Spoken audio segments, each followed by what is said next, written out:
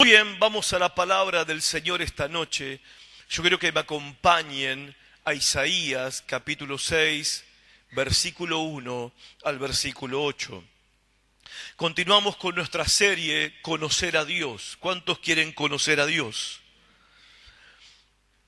Queremos conocer al Señor, queremos conocerle tal cual como Él es. Conocerle como quien es Él en verdad. Y se revela por medio de su palabra.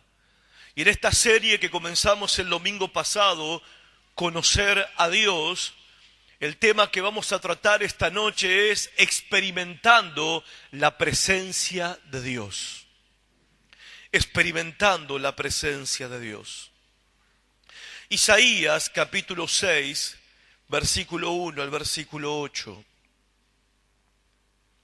Si ustedes quieren después repasar el mensaje que se predica cada domingo, www.lcbministerios.com, ahí están todos los sermones que predicamos los domingos, está el texto y también hay audios de los sermones porque estamos grabando y hay otras clases de materiales para tu edificación espiritual. Así que aprovechenlo, www.lcbministerios.com. Isaías capítulo 6, versículo 1 al versículo 8, vamos a leer. Pero antes de leer el texto, déjame hacerte una pregunta esta noche. Creo que la hice el otro día, bueno, ya la hice varias veces en unas reuniones que he tenido hablando con personas. ¿Qué te viene a la mente cuando pensás en Dios? ¿Qué es lo que te viene a la mente?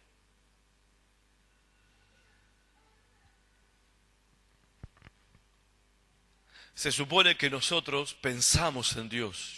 Por ahí parece que la pregunta es media rara. No debería. Porque se supone que los creyentes pensamos o meditamos en la persona de Dios. Pensamos en Él. Queremos saber cómo es Él. ¿Quién es Él? ¿Qué pensás? ¿Qué estás pensando ahora? ¿Quién es Dios? ¿Qué es lo que te viene a tu mente cuando pensás en la palabra Dios? Ahora, cuando nosotros nos imaginamos a Dios, podemos estar seguros de una cosa, que no es así como lo imaginamos. Dios no es como nosotros lo imaginamos. Y la verdad es que lo que nosotros pensamos acerca de Dios es el resultado de una construcción mental donde nosotros tomamos las ideas religiosas más agradables que conocemos, tomamos de las personas más agradables que conocemos, tomamos de lo que hemos oído hablar de Él y tomamos también de las ideas sublimes, gloriosas que podamos tener en nuestra mente, y con todo eso nosotros construimos un concepto de Dios, una idea de Dios, una imagen de quién es Dios. Eso se transforma para nosotros en nuestra idea de quién es Dios. Y aún así, Dios no es así como lo estamos imaginando. Dios no es así como lo estamos pensando.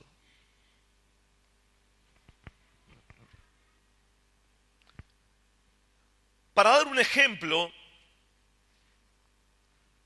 de nuestra, y permítame la palabra, no lo digo con mala intención ni con el ánimo de ofender a nadie, pero para dar un ejemplo de nuestra ignorancia de Dios. Esto también nos pasa cuando hablamos o pensamos en la presencia de Dios. Cuando los cristianos, cuando los creyentes piensan o hablan acerca de la presencia de Dios, ¿cuál es la idea que hay? ¿Cuál es la idea que prevalece hoy en día con respecto a qué es la presencia de Dios o cómo se manifiesta la presencia de Dios? Y le digo la verdad, por lo que se oye y por lo que se ve en el mundo evangélico, al parecer la presencia de Dios es una cosa que cae del cielo para producirnos placeres espirituales y proveernos bendiciones materiales. Y si por alguna razón nos llegamos a dar cuenta y llegamos a suponer o a pensar que Dios no está, que su presencia no está, empezamos a hacer un montón de exhibiciones espirituales y no tan espirituales, a la que le llamamos a veces alabanza, a la que llamamos también a veces adoración, pero que más parecido a lo que los sacerdotes de Baal hacían en el Monte Carmelo o a lo que los indios comanches hacían cuando querían que el Dios de la lluvia le mande lluvia.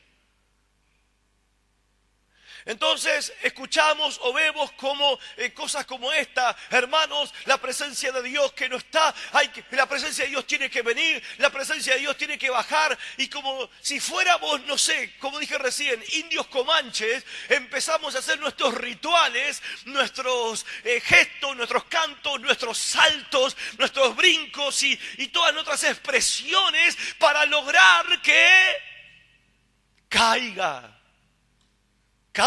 algo, caiga la presencia, caiga.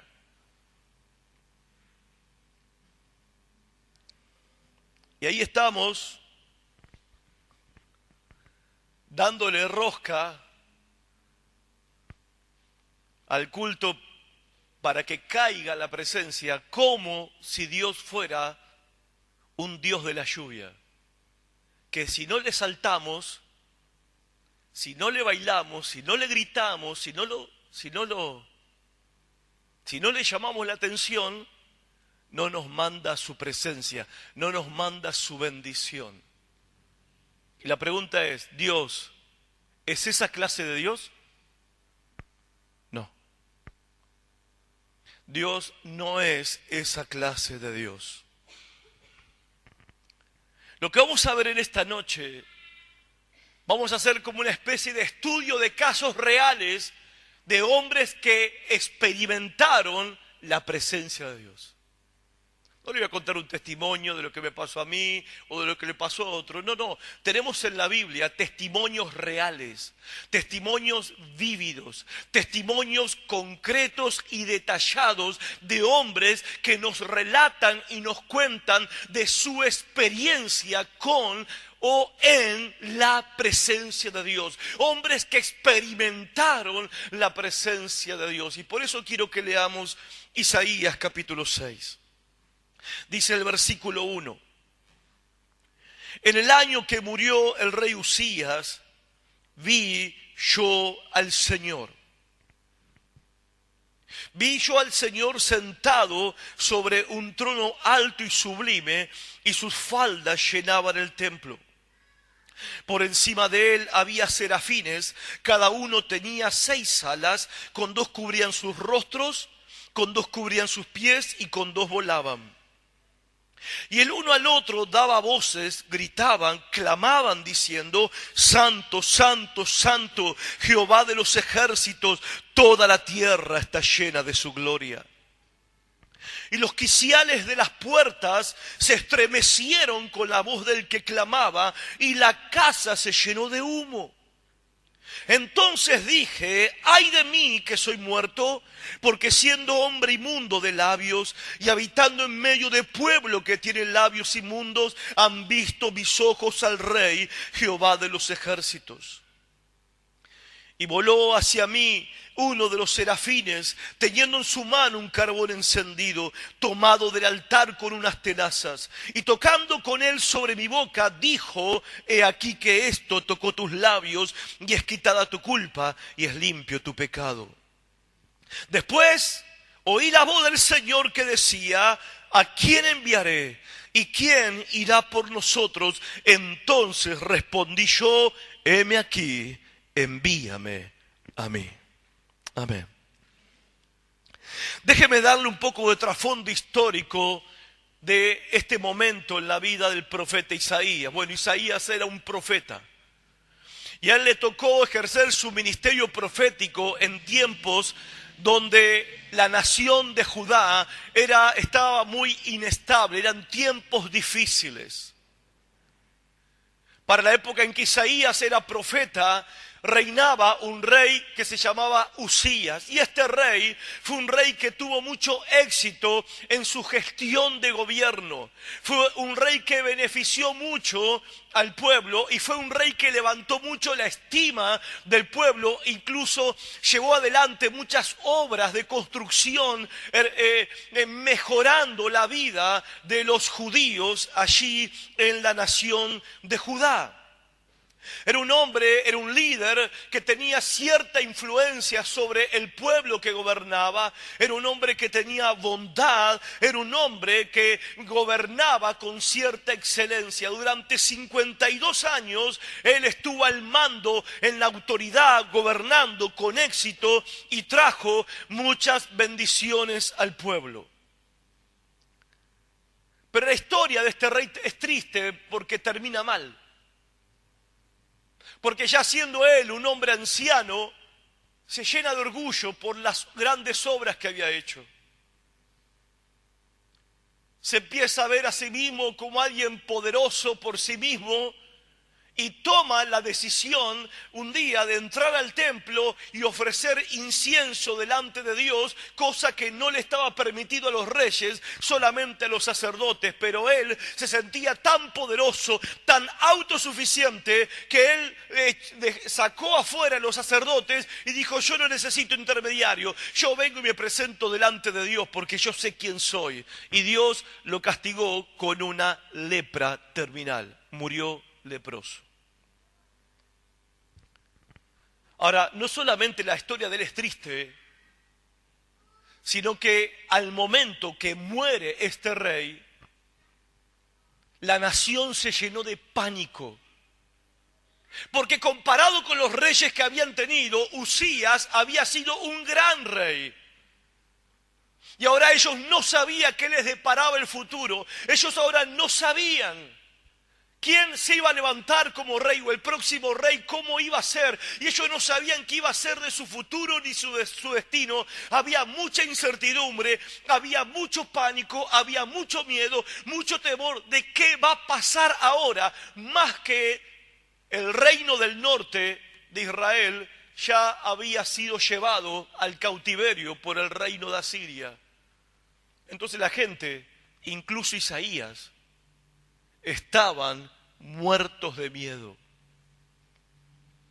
Entonces dice el pasaje que leímos que Isaías va al templo a orar. Vamos con él, versículo 1. Vayamos con Isaías. En el año que murió el rey Usías, y dice Isaías una expresión, una frase que es literalmente increíble. Dice: vi yo al Señor. Vi yo al Señor. Lo que está diciendo es impresionante. Él dice que fue al templo a orar y vio a Dios. Vio al Señor y lo vio sentado sobre un trono alto y sublime, y sus faldas, el borde de su gran manto, llenaban el templo.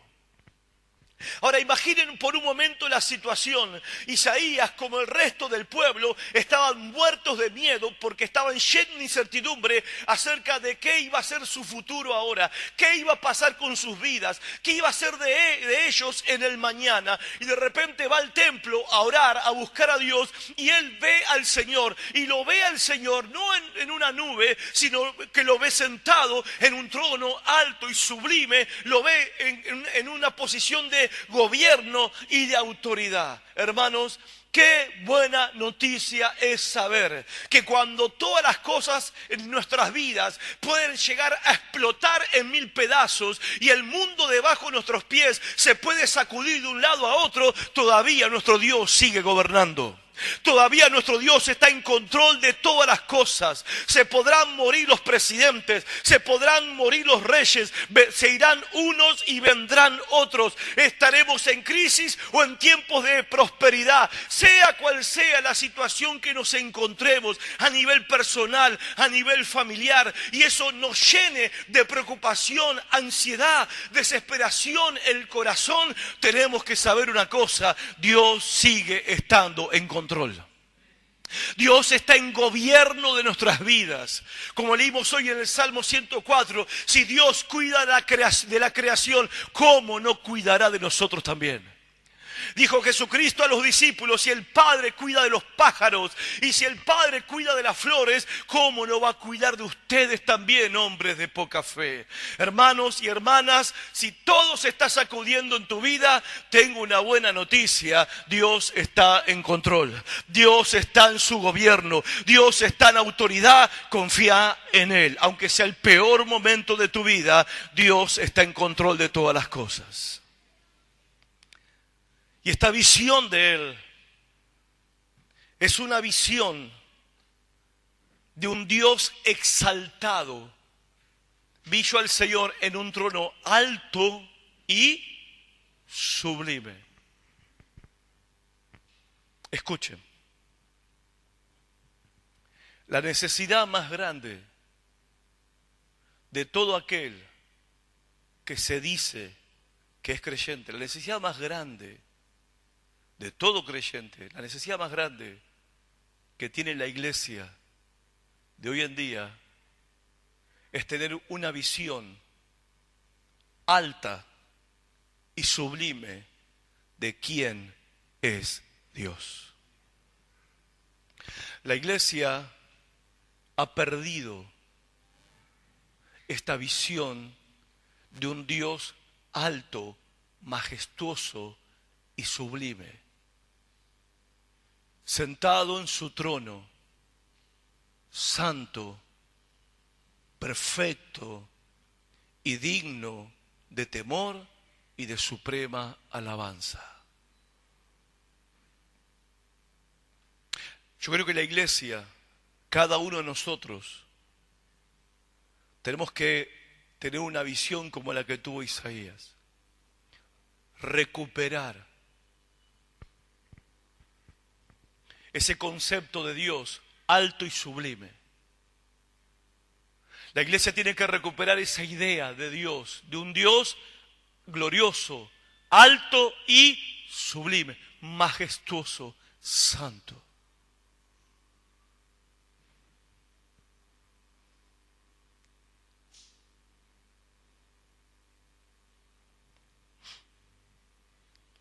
Escuchaba esta semana un comentario con respecto a la predicación, con respecto al mensaje. Me hizo pensar.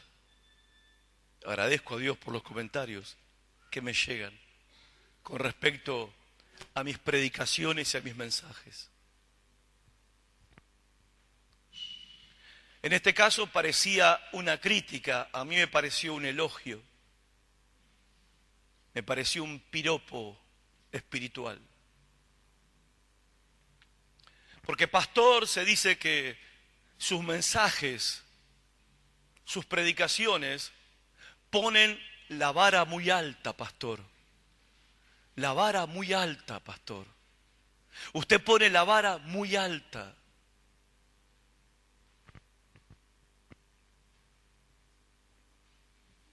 Y yo les pregunto esta noche, ¿qué tipo de predicación es la más apropiada de acuerdo al Dios que tenemos? ¿Qué tipo de enseñanza es la más apropiada de acuerdo al Dios que tenemos?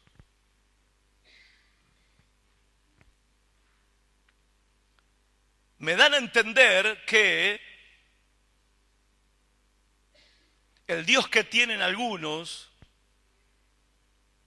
es bajo, chico, poco glorioso, poco majestuoso y poco digno.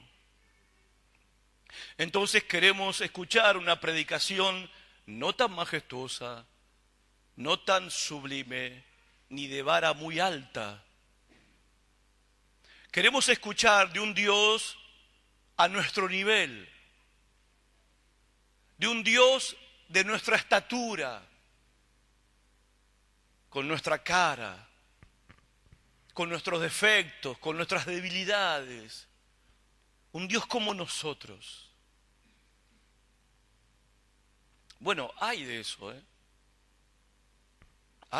Hay para elegir esa clase de predicación de un Dios que es tan casi como nosotros, que no nos sentimos ni amenazados, ni perturbados, ni temerosos, ni humillados, ni quebrantados, ni incómodos, ni arrepentidos. La prédica de un Dios que no nos hace sentir mal con nuestras cositas.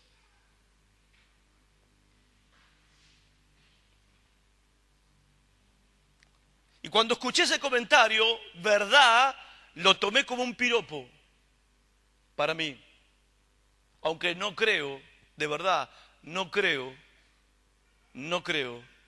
que esté predicando como debería predicar de acuerdo al Dios que tenemos. Porque nuestro Dios es alto y es sublime.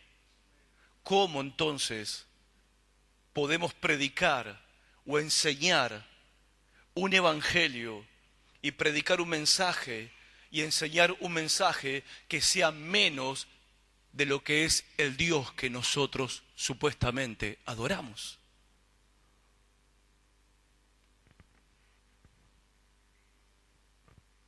Quieren que hablemos de un Dios más chiquito, de un Dios no tan omnipotente, no tan santo, no tan glorioso, no tan majestuoso, no tan digno. Un Dios que esté a nuestra disposición, que esté a nuestro servicio, que venga cuando lo llamamos y que cuando no lo necesitamos, que no moleste, que no me moleste la conciencia, ni me punce el corazón. Un Dios al que yo pueda buscar cuando quiero y adorarlo cuando quiero, y un Dios al que puedo servirlo cuando quiero, en los tiempos que yo quiero. No un Dios que exige todo de mí. No es mucho eso, es demasiado, es muy alta la vara. Queremos otro Dios. Un Dios que nosotros podamos manejar. Un Dios que no nos incomode, que no nos estorbe en nuestros planes, proyectos y nuestra vida familiar y nuestras actividades semanales. Un Dios que no se incomode con nuestros pecados. Un Dios que no se incomode con nuestras fallas, con nuestras debilidades. Un Dios que nos comprenda, que nos entienda, que somos de carne, che. Somos de carne.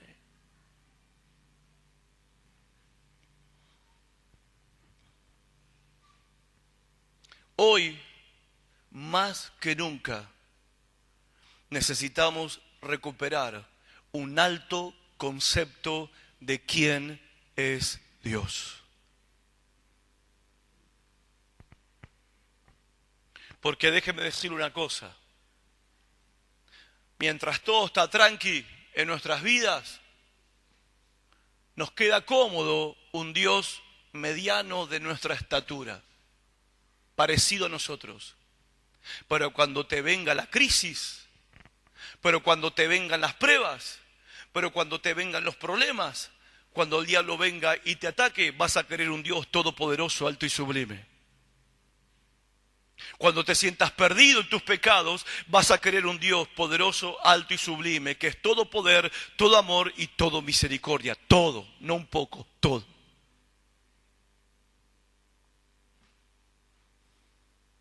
¿Cómo debe ser un mensaje? ¿Cómo debe ser una predicación de acuerdo al Dios que tenemos? ¿cómo debería ser?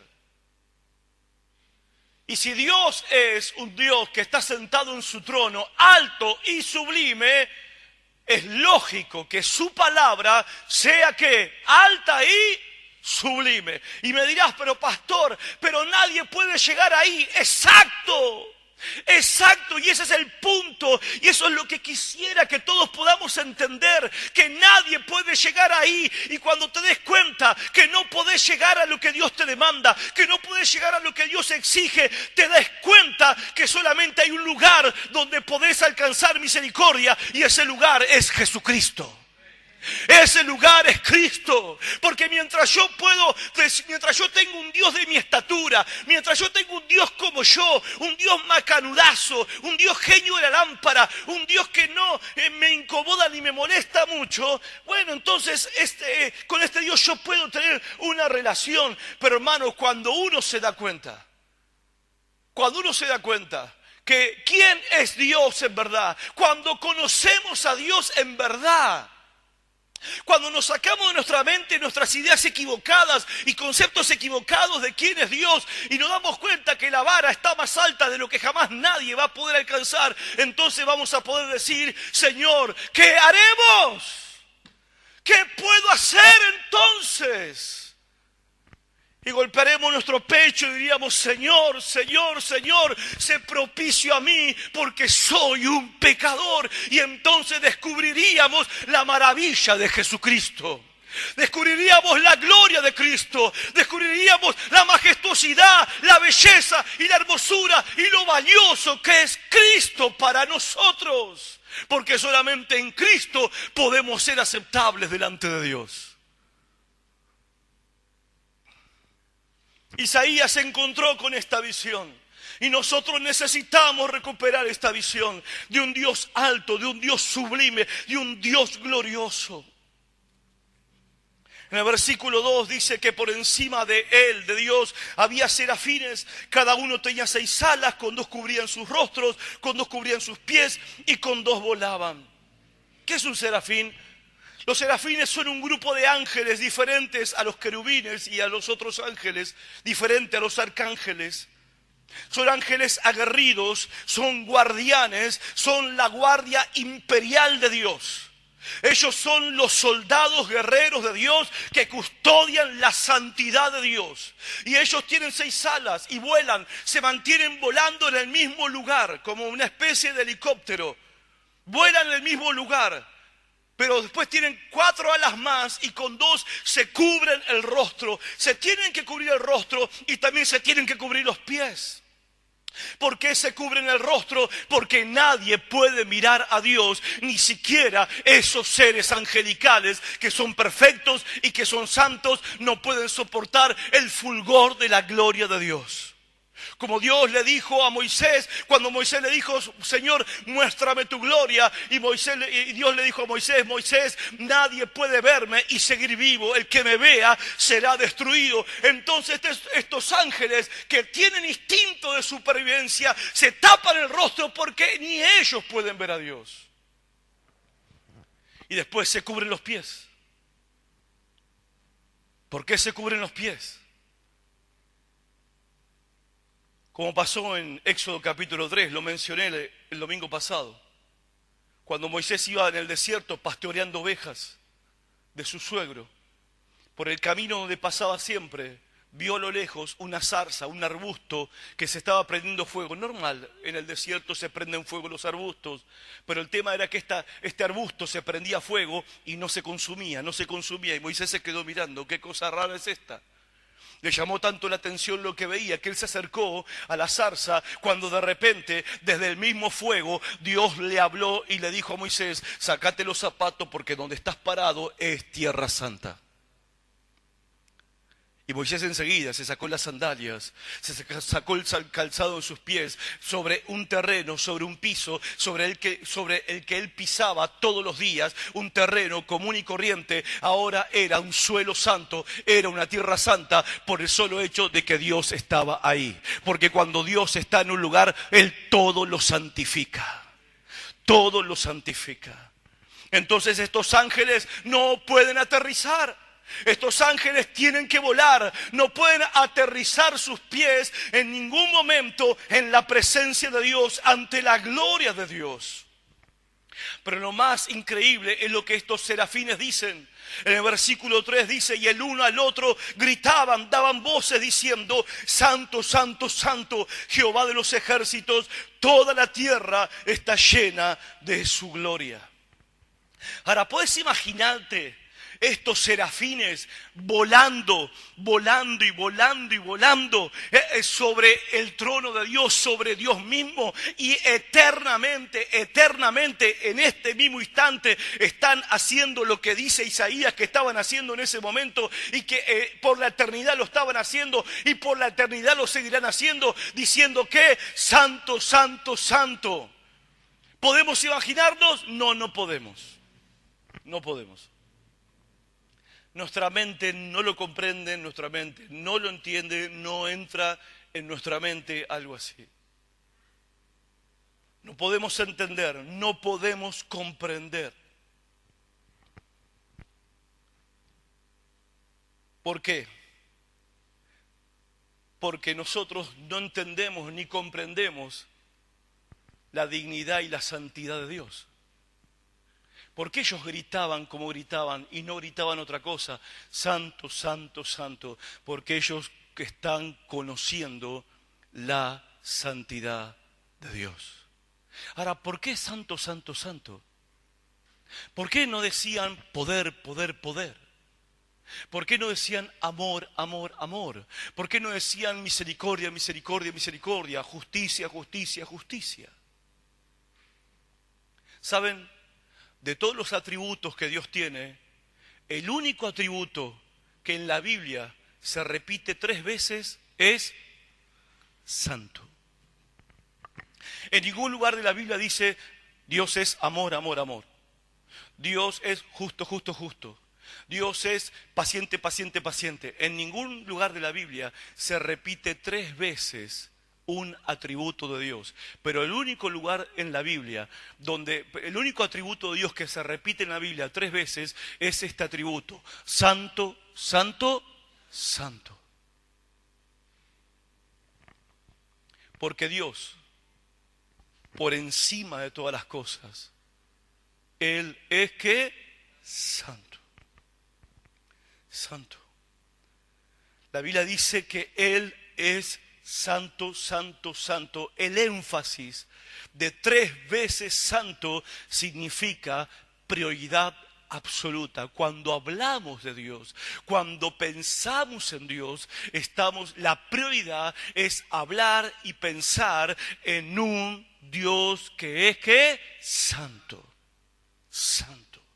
Su justicia es santa, su palabra es santa, su amor es santo, su bondad y paciencia son santos, y su misericordia es santa, y su nombre es santo. Todo en Él es santo. Y saben, la falta de entendimiento de la santidad de Dios es la causa, escuchen lo que les voy a decir, la falta de entendimiento de la santidad de Dios es la causa de nuestros problemas como creyentes, y es la causa de los problemas y de la crisis en la iglesia evangélica hoy en día. Porque la iglesia y los creyentes hemos perdido el concepto, la idea, la visión de un Dios que por sobre todo es santo. Por eso, si oramos o no oramos, nos da igual. Por eso somos tan superficiales y livianos en nuestra vida espiritual. Por eso, pecamos, total, Dios nos perdona. Por eso, no hay que ser tan fanático, no hay que ser tan tranqui. Por eso no estudiamos las Escrituras. Por eso no estudiamos la Biblia. Por eso cometemos errores y pecados que no debería existir en el creyente. Por eso tenemos conflictos en nuestros matrimonios y en nuestras familias. Crisis familiares y crisis a nivel matrimoniales. Esta es la causa. No es porque de chiquito no me dieron amor, mi papá no me quiso, mi hermano no me quiso, no pude terminar la escuela primaria, no tengo plata, mi familia no me quiere, mi suegra me odia, etcétera, etcétera, etcétera. No, no es por eso que somos como somos y hacemos lo que hacemos. No es por eso. Es porque hemos perdido el sentido de la santidad de Dios, de quién es Dios, de quién es Él. Entonces hemos convertido su presencia, la presencia de Dios, la hemos convertido en una cosa.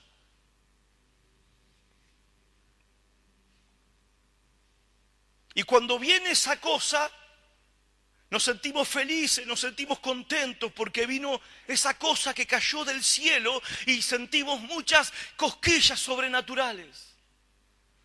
Qué bien que nos sentimos porque esa cosa que llamamos presencia de Dios nos está haciendo sentir re chévere el culto. Re chévere el culto. ¡Wow! ¡Qué bien! La presencia, la presencia.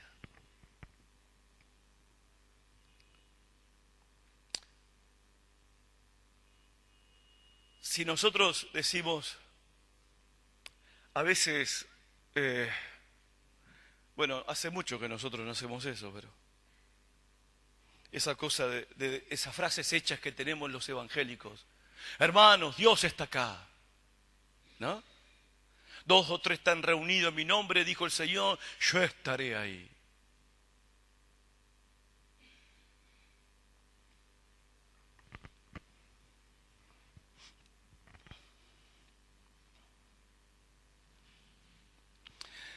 ¿Qué pensamos cuando pensamos en la presencia de Dios?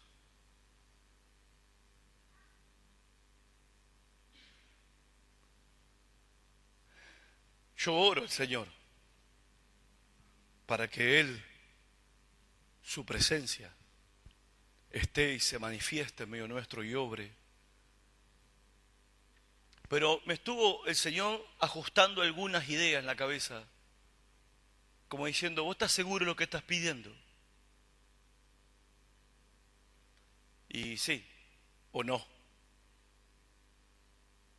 Los discípulos vinieron a Jesús, Juan y Jacobo, a Jesús y le dijeron, Señor, un favor te queremos pedir.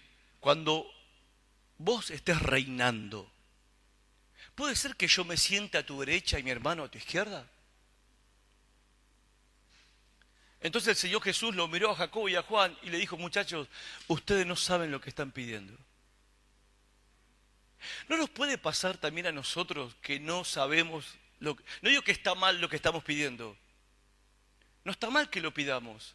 La pregunta es si sabemos lo que estamos pidiendo. Entonces el Señor le dice a Juan y a Jacobo, ustedes no saben lo que están pidiendo, ustedes pueden pasar y soportar lo que yo voy a tener que soportar. Y ellos dijeron, sí, podemos. Y yo le dije, bueno, es verdad. Ustedes también van a pasar por lo que yo voy a pasar. Yo voy a morir por esta fe, ustedes también van a morir por esta fe.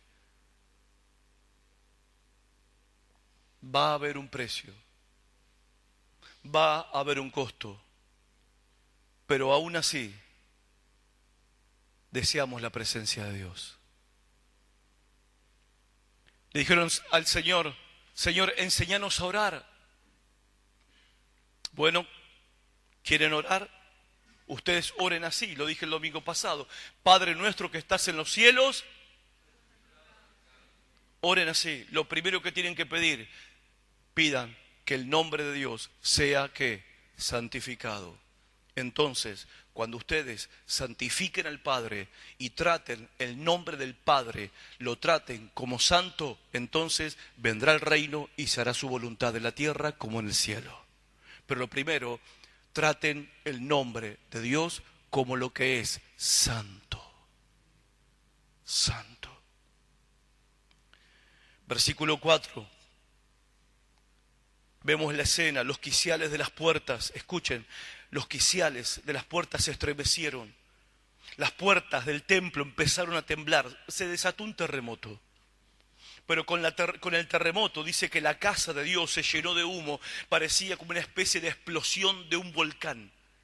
Porque cuando empieza a hacer erupción el volcán, todo empieza a temblar, todo empieza a sacudirse y todo empieza a llenarse de humo. Era una situación dramática, se estaba poniendo dramática la cosa en la experiencia de Isaías. Todo empieza a temblar, todo empieza a sacudirse, el piso está temblando debajo de los pies de Isaías, las paredes se están moviendo, empieza a haber fuego, empieza a haber humo. Y esto, hermanos, no es una manifestación de la misericordia de Dios, es una manifestación de la santidad tremenda de Dios. Ni siquiera el templo de Dios podía soportar esta manifestación de la presencia santa de Dios. Hasta las piedras se estaban conmoviendo.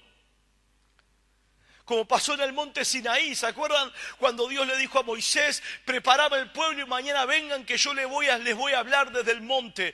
Y el pueblo vino y se acercó al monte Sinaí, donde Dios les iba a dar los 10 mandamientos. Y cuando Dios descendió sobre el monte, las piedras empezaron a explotar, empezaron a reventar las rocas, empezó a haber fuego, llamas de fuego, humo por todos lados, una espesura, y el monte entero empezó a temblar. No fue algo tremendo, fue algo terrible. Y los judíos le dijeron a Moisés, habla vos con él, después vení y no contás. Y se fueron. No querían escuchar la voz de Dios, no querían que Dios les hable. Dijo Moisés, vos que te la aguantás, ¿viste? Vos que te aguantás, andá, habla con él, lo que él te diga, nosotros vamos a hacer caso. Pero nosotros no queremos escuchar, porque si escuchamos vamos a morir. Y veían en el tremendo espectáculo de la presencia de Dios descendiendo sobre el monte Sinaí. Y esto que estaba viendo Isaías en ese momento era una confirmación para Isaías y para el pueblo de Dios allí en la tierra de Judá, que lo que dice el autor de Hebreos también para nosotros en el Nuevo Testamento, que nuestro Dios es, ¿qué? ¿Un fuego? ¡Wow! Porque Hebreos también dice que nuestro Dios es, no dice como un fuego, es un fuego que consume. Pregunto, ¿podemos jugar con Dios?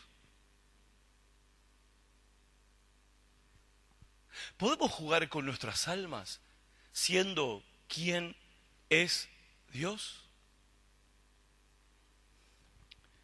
¿Cuál fue la reacción de Isaías ante la presencia de Dios? Él ve, él tiene la visión, él ve y siente todo lo que está pasando. Isaías, ¿qué dice? ¡Wow! ¡Impresionante! Ya sacó el teléfono Isaías y empezó a filmar. Empezó a filmar la presencia de Dios. Temblaba todo con lo voy a poner en el Face. Y van a ver que yo soy un siervo de Dios. Me voy a ir ya pido un crédito, me compro un traje nuevo, voy a empezar a dar conferencias. Y voy a decirle a la gente cómo entrar en la presencia de Dios. Le voy a mostrar los 4 pasos para experimentar la presencia de Dios. Él dijo, wow, sí, ahora sí, que tengo un testimonio y voy a contar, voy a ir iglesia por iglesia y voy a grabar un video y voy a grabar muchos CD para contarle al mundo entero lo que yo vi, la presencia de Dios. Dijo es Isaías. Dijo, qué hermoso, qué maravilloso, qué bendición. Versículo 5, ¿qué dijo Isaías? Entonces dije, ¡ay de mí! ¡Ay! ¿Saben? Los profetas daban buenas noticias y daban malas noticias. Y cada vez que los profetas daban malas noticias decían que, ¡ay! ¡Ay de vosotros! Ezequiel, Habacuc, Nahum, los profetas, Jeremías. Cuando venían un mensaje de advertencia y de juicio, decían, ¡ay de vosotros! Jesús, en Mateo capítulo 23, 8 veces en un solo capítulo, ¡ay de ustedes, escribas y fariseos! ¡Ay, ay, ay! ¿Sabe qué significa? ¡Ay! ¡Ay significa maldición! Y acá vemos a un siervo de Dios. No era un hermanito, era un profeta, era un siervo de Dios y está haciendo algo que es asombroso. ¿Qué es lo que está haciendo él que es asombroso? Él está pronunciando una maldición sobre sí mismo. Él pronuncia una maldición sobre sí porque es una palabra de maldición. El siervo de Dios está maldiciendo porque él ve la santidad de Dios y cuando él ve la santidad de Dios maldice su propia vida.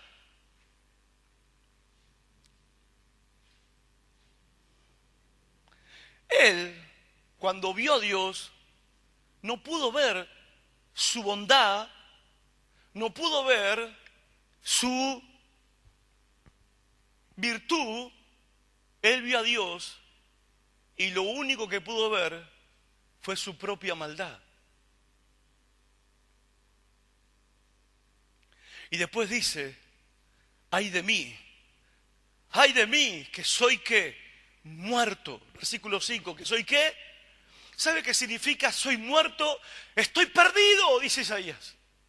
Estoy perdido, significa aniquilado, estoy devastado por la santidad de Dios, estoy aplastado, me estoy deshaciendo. ¿Por qué? Porque vio a Dios y por primera vez se vio a sí mismo.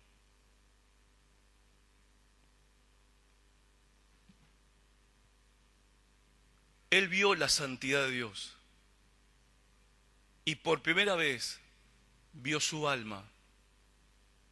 Vio su corazón, vio su condición. Hasta ese día, él se sentía muy seguro de sí mismo. Claro, era el profeta. La gente lo saludaba. Buen día, siervo. Buenas tardes, siervo. Ahí va el siervo. Ahí va mi siervo. Buenas noches, siervo. El ungido, acá está el ungido, pase adelante. El ungido, va a profetizar el ungido del Señor. Isaías pasaba con cara de ungido, con cara de siervo de Dios. El tipo se sentía muy profeta. Yo tengo la palabra de Dios. Hasta que vio a Dios. Y una mirada a la santidad de Dios. Y él se sintió la persona más miserable del planeta. No se sentía bien consigo mismo. Se aborreció. Se maldijo a sí mismo. Porque, hermanos, nadie puede estar en la presencia de Dios y no ser consciente de su condición. Nadie.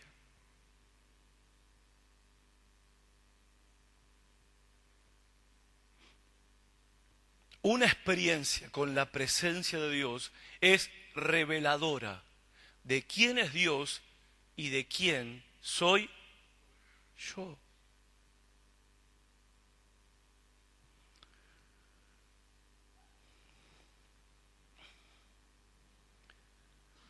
Si nosotros, los creyentes, si la iglesia de hoy en día no entiende la santidad de Dios, si nosotros no entendemos la santidad de Dios, jamás vamos a entender lo grave de nuestra pecaminosidad y lo grave de las consecuencias de nuestro pecado. La única manera, hermanos, de poder ser salvos del pecado es percibiendo, conociendo, sabiendo de la santidad de Dios. Cuán santo es nuestro Dios. Isaías nunca más fue el mismo y nunca más vas a ser el mismo el día que tengas un encuentro con Dios en su presencia. Nunca más vas a ser la misma persona. Todo va a cambiar en tu vida. Todo. No fue el único. Habacuc, otro profeta, experimentó la presencia de Dios. Dice el libro del profeta Habacuc que Habacuc estaba atribulado y dudando de Dios por lo que estaba pasando en el pueblo de Dios. Y él estaba orando y pidiéndole a Dios que intervenga, que Dios haga algo, que mire lo que estaba pasando. Y más, Habacuc estaba orando por un avivamiento. Habacuc oraba para que Dios se manifestara y Dios descendiera, porque él no entendía si Dios era un Dios de amor y de misericordia, porque estaba permitiendo las cosas que estaba permitiendo dentro del pueblo de Israel. Y en el capítulo 2, versículo 1, que después que él se desgarantó reclamándole a Dios, en el capítulo 2, versículo 1, Habacuc dice, ok, ya oré, ya pedí, ya clamé, ahora me voy a quedar acá esperando que Dios me dé una respuesta. Dios me tiene que contestar. Dios me tiene que decir por qué. Dios me tiene que dar una explicación. Y se quedó plantado el profeta hasta que vino el Señor y le contestó. Versículo 2 dice, y Jehová me respondió. Quería una respuesta, ¿y Jehová qué hizo? Jehová le respondió. ¿Y saben qué fue lo que pasó? Cuando Dios terminó con la respuesta, Habacuc se sentía... ¡yupi! Vaya conmigo a Habacuc capítulo 3, versículo 16. Habacuc 3, 16.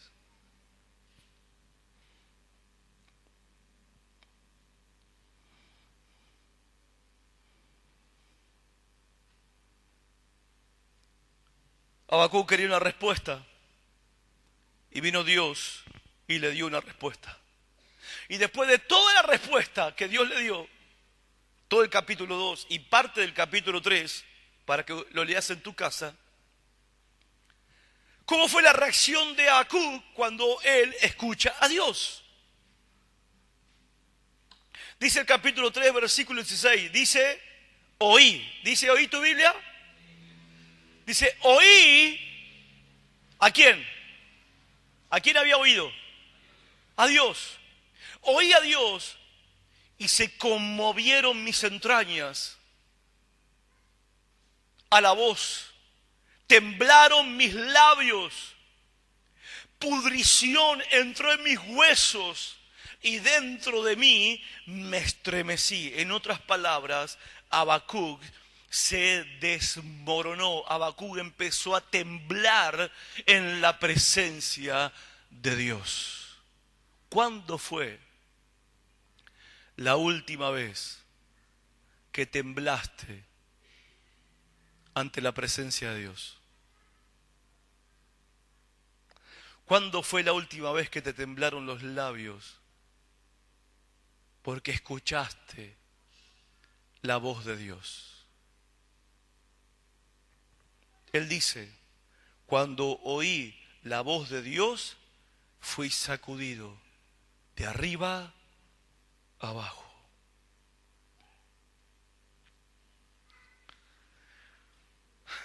Y nosotros somos como tan cristianos cancheros, ¿viste? Sí, porque Dios me dijo. ¿Seguro Dios te habló? Sí, Dios me habló. ¿Te habló? ¿Y qué sentiste? Como una cosquilla. Entonces, ¿seguro Dios te habló? Sí, porque Dios me dijo tal cosa, pastor. Dios me dijo esto otro. Ah, sí, porque Dios me habló y...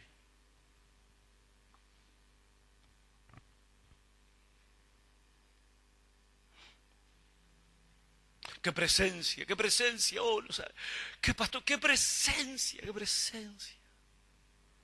¿Y qué te pasó? Nada, pero qué presencia. ¿Y cómo está tu vida? Igual, orando por un aumento en el trabajo, pastor, pero qué presencia. ¿Y qué de tu vida de oración y tu vida de santidad y tu consagración? ¿A qué tribu vas a ir a predicar el evangelio? No, a ninguno, pero qué presencia. ¡Fua! Fuerte, pastor, fuerte fue. ¿Fue fuerte? Fue fuerte, sí. ¿Y a qué país de África vas a ir a predicar el evangelio? No, ni loco, no, a predicar, no. ¿Vamos a predicar el barrio Llamarada? No, Dios no me llamó a eso. Pero qué fuerte estuvo, ¿eh? Oh, qué fuerte la presencia. ¿De qué presencia estamos hablando? ¿De qué voz estamos hablando?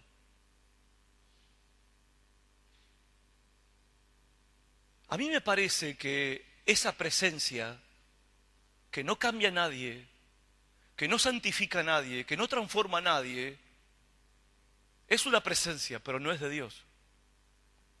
Y esa voz que escuchan algunos,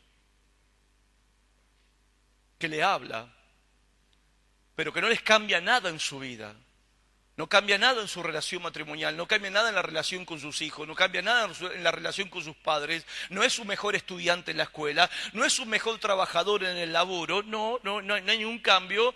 Esa voz que están escuchando no es la voz de Dios.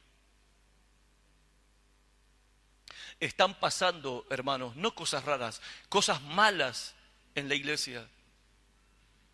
Satanás está disfrazado literalmente de ángel de luz en medio nuestro y lo puede hacer de lo más campante y disfrazarse como apóstol, profeta, siervo de Dios, lo que sea, disfrazarse como lo que quiera, porque nosotros ignoramos tanto quién es Dios que cualquier diosito que nos presentan los charlatanes lo compramos. Lo compramos. Es por nuestra falta de conocimiento de quién es Dios. ¿Cuántos me están entendiendo? Es por nuestra falta de entendimiento de la santidad de Dios. Somos muy superficiales. Dios le habló a Habacuc y está escrito en la Biblia, lo tengo que creer. Ahora, ¿por qué le voy a creer a alguien que dijo que estuvo 4 días, 4 noches en el infierno y 4 días, 4 noches en el cielo y su vida sigue siendo la misma? ¿Por qué le tengo que creer?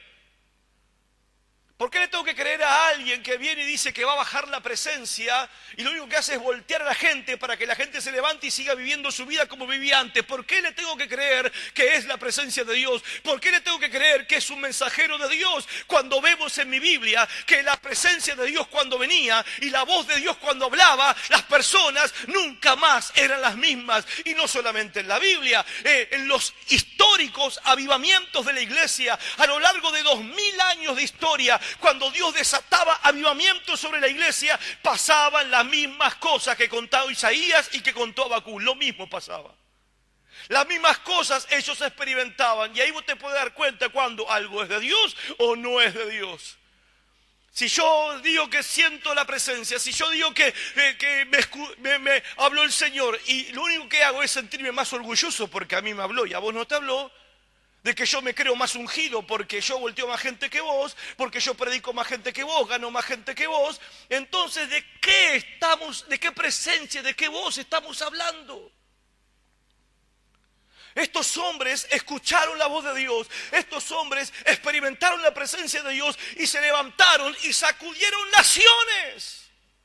Sacudieron ciudades, sacudieron pueblos y eran uno en contra de toda la mayoría, era uno en contra de la corriente, pero esos uno marcaron la historia y por eso los leemos en la Biblia.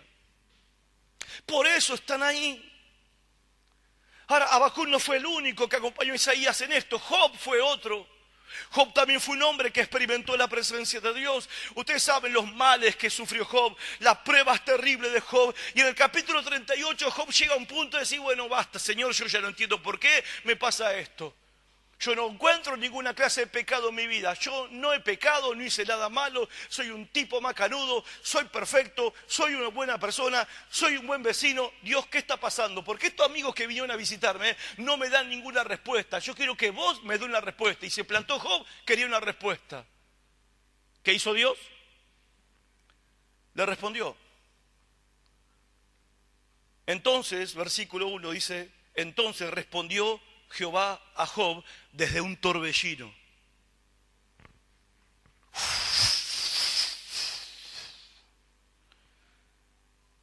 ¿Querés una respuesta?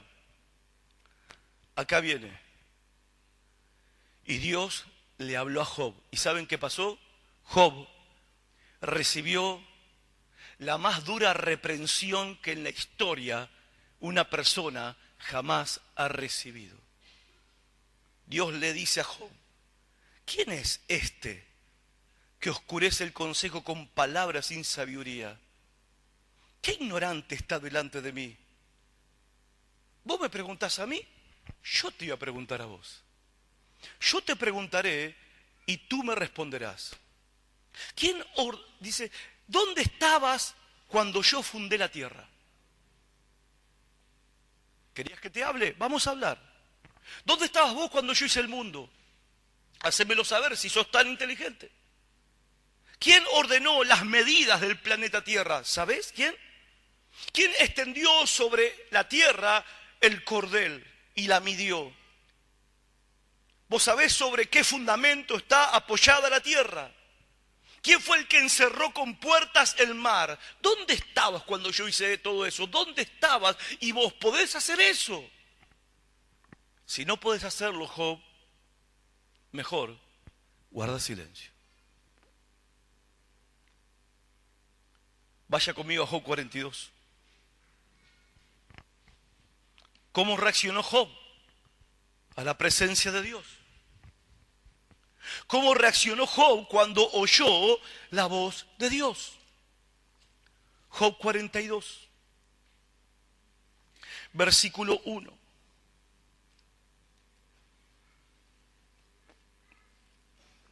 Al versículo 5. Después que Dios le responde, yo le recomiendo leer el 38 y 39 y el 40 y el 41, la respuesta de Dios. 4 capítulos, la respuesta de Dios. Y en el 42 Job contesta, reacciona. ¿Lo tiene? Versículo 1, respondió Job a Jehová y dijo, ¿qué dijo Job? Yo conozco que todo lo puedes, que no hay pensamiento que se esconda de ti. ¿Quién es el que oscurece el consejo sin entendimiento? Por tanto, yo hablaba lo que no entendía, cosas demasiado maravillosas para mí que yo no comprendía. Oye, te ruego, ya no reclamaba, ahora que hacía, rogaba. Oye, te ruego y hablaré. Te preguntaré y tú me enseñarás. Verso 5, de oídas te había oído, pero ahora mis ojos te ven. Verso 6, ve a Dios, por tanto, ¿qué dice? Me aborrezco y me arrepiento en polvo y ceniza.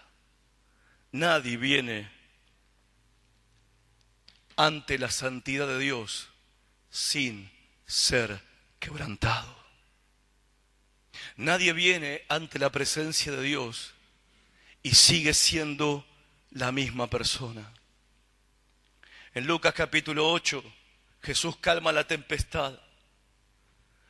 El Señor le dice a los discípulos, vamos a la otra orilla. Se suben a un barco, a una barca. El Señor, cansado de ministrar, se durmió en la barca y mientras iban navegando se desató una tormenta atroz, espeluznante, una tormenta terrible, al punto tal que pescadores tenían miedo. Pescadores acostumbrados al mar estaban aterrados por la tormenta descomunal. El barco se llenaba de agua y no lo querían despertar, pero se llenaba de agua, el barco se empezó a hundir, fueron a despertarlo al Señor. Señor, Señor, que nos ahogamos, Señor, Señor, que perecemos. Entonces el Señor se despierta, se pone de pie y reprende las olas y ordena al viento que cese y al momento se hizo una calma impresionante. El viento cesó, las olas se calmaron. Y los discípulos dijeron, amén, gloria a Dios. ¿Cuánto dan un grito de júbilo? Dice que cuando los discípulos vieron al Señor reprender los vientos, reprender las olas, reprender las aguas, los discípulos tuvieron miedo y se maravillaron y dijeron, ¿quién es este? Que hasta los vientos le obedecen, hasta el mar le hace caso. ¿Quién es este? Y hermanos, le tenían ahora más miedo al Señor que a la tormenta. Estaban más aterrados por Jesucristo que por la tormenta. Es más, preferían la tormenta que estar delante de Cristo, porque se dieron cuenta que estaban en la presencia de Dios y sus vidas eran libro abierto ante el Señor. Y tuvieron miedo. En Lucas capítulo 5, el Señor va caminando por la orilla y la gente se agolpaba alrededor de él y él quería predicar y enseñar. Y en la orilla estaba Pedro y los otros pescadores, lavando las redes porque habían pescado toda la noche. El Señor le dice a Pedro: Pedro, déjame por favor subirme a tu barco, así yo de ahí arriba le predico a la gente. Pedro dijo: no hay problema, subite. El Señor se sube al barco, predica su sermón a toda la gente que está en la playa, termina el culto, termina la predicación y dice a Pedro: Pedro, vamos ahora a mar adentro y vamos a pescar. Pero Señor, no pescamos nada, no hay pique, nada, cero. Anoche pescamos toda la noche, nada. Vamos a pescar, Pedro. Bueno, porque vos lo decís, vamos. Dice que se metieron en el barco, Pedro se metieron en medio del mar de Galilea, tiraron las redes para pescar y encerraron tanta cantidad de peces que las redes se rompían, al punto que Pedro tuvo que llamar a otras barcas para que los ayuden a sacar tanta cantidad de peces. Y cuando llegaron a la orilla, al ver el milagro, la multiplicación de los peces, Pedro dijo: Señor, ¡wow! Pedro cayó de rodillas ante el Señor Jesucristo y le dijo: andate, apártate de mí, vete, fuera de mí, fuera, Señor, andate, vete, fuera de mí, apártate de mí. ¿Por qué Pedro dijo eso? ¿Por qué Pedro le dijo eso después de un milagro tan tremendo? Apártate de mí, porque soy un hombre pecador. Pedro se dio cuenta, y los otros con él, que estaban en la presencia ¿de quién? De Dios. Y ellos no querían estar expuestos a que Dios viera todo lo que había en su corazón. No lo podían soportar. Entonces Pedro lo echó a Jesús. Y Jesús le dijo a Pedro: Pedro, no tengas miedo. ¿Qué tenía Pedro? No tengas miedo, no tengas temor, porque desde ahora vas a ser un pescador de hombres. Esta es la verdad. Es por la gracia de Dios, hermanos, amigos que nos visitan esta noche. Es por la gracia de Dios que vos y yo no somos consumidos por la santidad de Dios. Ya sé que me dirás: pastor, ¿y dónde está el Dios de amor? Si Dios no fuera amor,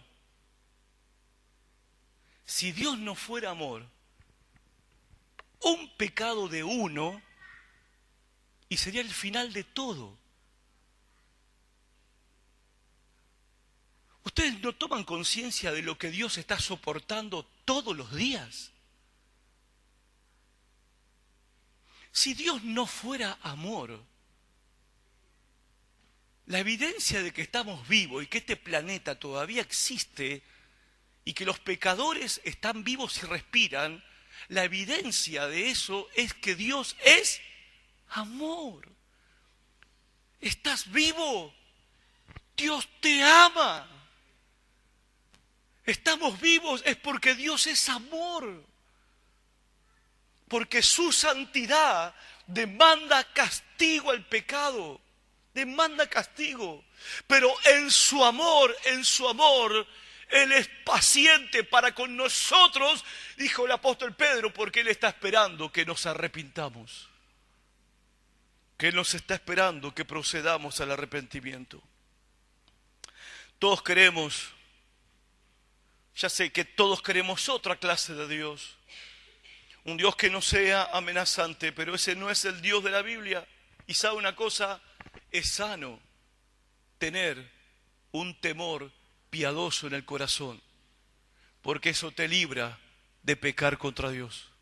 Es sano tener temor del Señor. Y si nosotros percibiéramos la santidad de Dios y cuánto Él odia el pecado y las consecuencias que trae el pecado, ¿sabe qué pasaría? Pecaríamos menos. ¿Cuántos quieren pecar menos? Yo quiero pecar menos. Pecaríamos menos si pudiéramos percibir.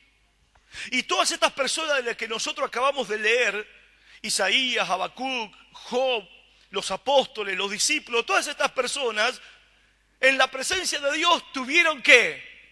¿Qué tuvieron? Miedo. Tuvieron miedo. Tuvieron temor. Y déjeme decirle, vos y yo deberíamos también tenerlo. Deberíamos también tenerlo.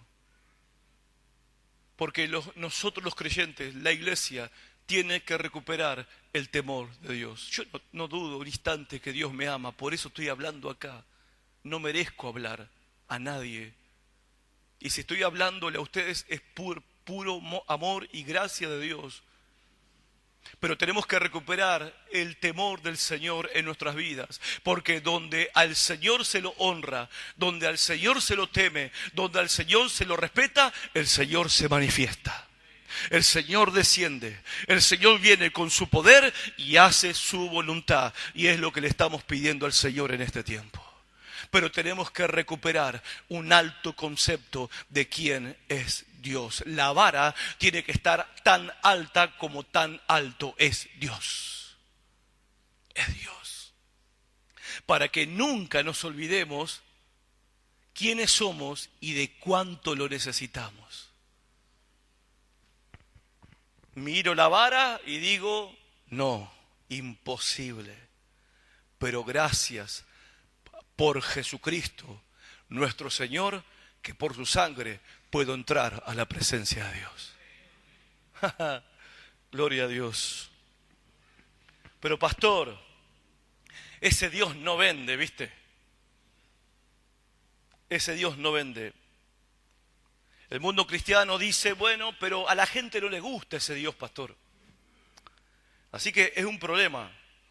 Entonces, claro, como el mundo cristiano termina sacando la conclusión de que este Dios no vende, que a la gente no le gusta este Dios, entonces inventamos un Dios. Inventamos un evangelio que le quede cómodo a las personas. Lo suavizamos, lo diluimos un poquito y presentamos un Dios macanudazo, un abuelo celestial, un anciano bonachón que está al servicio de todas nuestras necesidades. Y no hablemos de la ira de Dios, del infierno, del castigo, esas cosas, no hablemos. Después se lo explicamos en el instituto bíblico. Claro, es lógico pensar eso. ¿Saben por qué es lógico pensar eso? De que no le demos tanta luz a los pecadores, porque si no los pecadores... Claro, es lógico pensar de esa manera, porque Jesucristo dijo que los pecadores aman las tinieblas más que la luz, ¿sí o no? Entonces, como los pecadores aman las tinieblas más que la luz, no le demos tanta luz. ¿No? No le demos tanta luz porque van a disparar. Un poquito de luz nomás, porque ellos no aman la luz, ellos aman las tinieblas. Que Dios nos conceda, hermanos, tener una visión de la santidad de Dios y que podamos recuperar un alto concepto de quién es Él. Terminamos. ¿Qué pasó con Isaías? ¿Qué pasó con Isaías? ¿Cómo lo dejó el Señor? Bueno, lo dejamos nosotros a Isaías ahí despedazado, ¿no? Quebrantado. ¿Dios lo va a dejar así? No. Versículo 6, y voló hacia mí uno de los serafines, teniendo en su mano un carbón encendido, tomado del altar con unas tenazas, y tocando con él sobre mi boca, dijo, he aquí que esto tocó tus labios, y es quitada tu culpa, y es limpio tu pecado. ¿Hasta qué punto tenemos que llegar para ser limpiados de nuestro pecado? Al punto de llegar a tener un corazón quebrantado y roto ante la presencia del Señor. Ese es el punto donde la limpieza viene a nuestras vidas. Y noten que el carbón no vino al pecho de Isaías, el carbón no vino al vientre de Isaías, el carbón vino, miren, si hay una parte que es sensible en el cuerpo humano, ¿cuál es? Los labios, hermano, los labios. Vos te probás la sopa y ¿Cómo duele quemarse los labios? Viene el serafín y le pone un carbón encendido en las partes más dolorosas, en la parte más tierna de su cuerpo, en la parte más débil y que más le duele. Ahí le pone el carbón encendido y le dice: ahora tu pecado está siendo limpiado y tu culpa es totalmente quitada. Hermano querido, hermana querida, si no hay dolor en el arrepentimiento de nuestro pecado, no hay limpieza en el corazón. Tiene que haber dolor, tiene que haber dolor, tiene que doler, porque estamos tan agarrados, tan abrazados, tan enamorados de nuestros pecados, de nuestras debilidades humanas, que cuando el Señor viene y a querer sacar eso, nosotros le decimos: Señor, quítalo de mi corazón, quítalo de mi corazón. Y no estamos entendiendo que nos estamos exponiendo a cirugía mayor, cirugía de corazón abierto. Y te puedo asegurar que cuando el Señor mete su mano para quitar el pecado de nuestra alma, te va a doler. Te va a doler, pero ese es el precio para la verdadera limpieza del corazón. Es mejor que duela y ser limpiado y vivir en la presencia de Dios que estar aferrado a algo que está matando y destruyendo mi alma. Tiene que doler para que haya limpieza de corazón. Obvio que no va a haber un carbón encendido, no va a venir un ángel volando, ni yo estoy ofreciendo carboncito para que usted compre y lo lleve a su casa. Pero ese carbón encendido para nosotros hoy es la sangre de Cristo que fue derramada en la cruz del Calvario. Nosotros no necesitamos un carbón encendido. Nosotros tenemos que venir a Cristo, tenemos que venir a la cruz, tenemos que venir a Él y su sangre nos limpia de todo pecado. Es a Él a quien tenemos que venir. Y termina de manera maravillosa, el versículo 8 dice: después oí la voz del Señor que decía: ¿a quién enviaré? ¿Quién irá a predicar por nosotros? ¿Quién va a ir en nuestro lugar? Entonces respondió Isaías: heme aquí, Señor, acá estoy, envíame a mí. Acá estoy, Señor, usa mi vida, envíame a mí. ¿Quién? ¿Vos? Vos que estabas despedazado, vos que estabas roto, vos que estabas quebrantado, vos que estabas sintiéndote miserable porque tenías la boca sucia y vivías en medio de un pueblo que era boca sucia. Sí, yo. ¿Y por qué vos? Porque yo fui limpiado. He sido limpiado. Y hermano y hermana querida, nadie que no sea limpiado puede ser enviado para servir a Cristo y predicar su palabra. Necesitamos ser limpiados. Necesitamos ser limpiados. El Señor está necesitando a alguien. ¿Quién va a ir? Dice Isaías: yo puedo ir ahora. Ahora puedo ir. Tu gracia me ha limpiado. Me has limpiado el corazón. Has santificado mi vida. Entonces, versículo 9, y me encanta esto. El Señor le dice a Isaías: anda. Anda y predicales mi palabra. ¿Esto es posible para nosotros hoy en día? Sí, hermanos. Esto es posible. Convertirse en un hombre, en una mujer de Dios, que proclaman la palabra, que hablan de parte de Dios en medio de su generación, es posible si venimos a la cruz de Cristo buscando limpieza y purificación de nuestro corazón.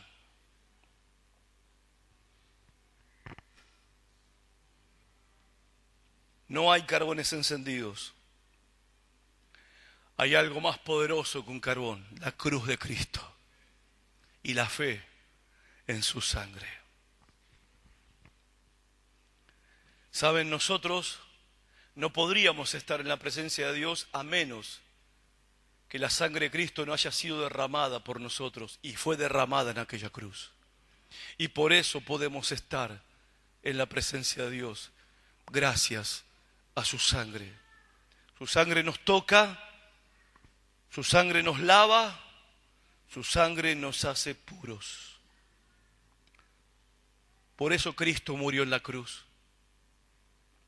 Porque Dios es santo y su furia sobre el pecado fue a parar sobre el cuerpo de su Hijo. ¿Era Cristo o vos? Y Cristo dijo: yo, Señor, yo voy a dar mi vida. Su furia fue sobre su Hijo para que su amor y su gracia venga sobre nosotros. Hoy podemos disfrutar el amor de Dios y podemos disfrutar la gracia de Dios, porque el castigo por todos nuestros pecados, otro inocente y santo lo pagó por mí y por vos. Esa cruz es el único lugar al que nosotros podemos ir por limpieza, por santificación y por una revelación de la santidad de Dios para nuestras vidas. ¿Queremos experimentar la presencia de Dios? Entonces tenemos que conocer a Dios en su santidad. Dios es santo, santo, santo. Y su pueblo es llamado a ser santo. Dijo el Señor, sean santos porque yo soy santo. Nos ponemos de pie, vamos a orar. Cierra tus ojos por un momento.